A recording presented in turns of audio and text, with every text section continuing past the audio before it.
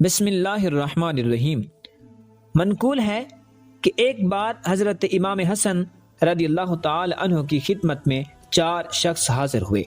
ایک نے قحط کی شکایت کی، دوسرے نے کہا میں محتاجی سے تنگ ہوں، تیسرے نے کہا میری کوئی اولاد نہیں ہے، چوتھے نے عرض کیا کہ میری زمین کھیتی باغ نہیں اگاتی۔ چاروں کی فریاد سن کر امام حسن رضی اللہ تعالی عنہ نے فرمایا کہ تم لوگ جتنا ہو سکے استغفار پڑھو۔ ربیع بن صبی حاضر خدمت تھے، انہوں نے عرض کیا کہ اے نواسہ رسول صلی اللہ علیہ وسلم، لوگ مختلف قسم کی حاجتیں لے کر آئے ہیں اور آپ نے سب کو ایک ہی دعا تعلیم فرمائی، آخر یہ کیا معاملہ ہے؟ آپ رضی اللہ تعالی عنہ نے فرمایا کہ قرآن کریم میں حضرت نوح علیہ السلام کا ارشاد ہے کہ فَقُلْتُ اسْتَغْفِرُوا رَبَّكُمْ إِنَّهُ كَانَ غَفَّارًا يُرْسِلِ السَّمَاءَ عَلَيْكُمْ مِدْرَارًا وَيُمْدِدْكُمْ بِأَمْوَالٍ وَبَنِينَ وَيَجْعَلْ لَكُمْ جَنَّاتٍ وَيَجْعَلْ لَكُمْ أَنْهَارًا۔ تو میں نے کہا اپنے رب سے معافی مانگو، بے شک وہ بڑا معاف فرمانے والا ہے، تم پر شراٹے کا می بھیجے گا اور مال اور بیٹوں سے تمہاری مدد کرے گا اور تمہارے لیے باغ بنا دے گا اور تمہارے لیے نہریں بنائے گا۔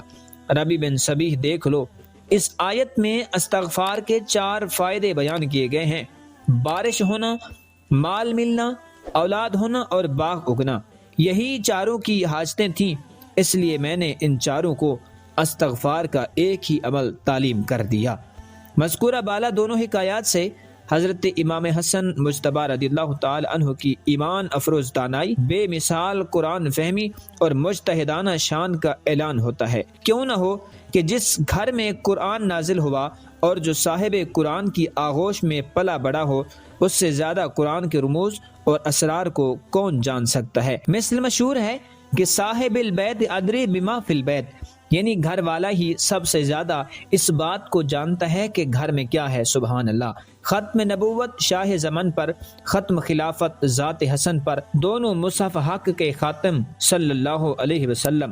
ناظرین، ہمیں بھی چاہیے کہ ہم استغفار کی کثرت کریں، اللہ پاک ہمیں بھی استغفار کرنے کی توفیق عطا فرمائے۔ مزید اسی طرح کی معلومات کے لیے ہمارا یوٹیوب چینل شاہد اردو سٹوریز کو ضرور سبسکرائب کریں۔ السلام علیکم ورحمۃ اللہ وبرکاتہ۔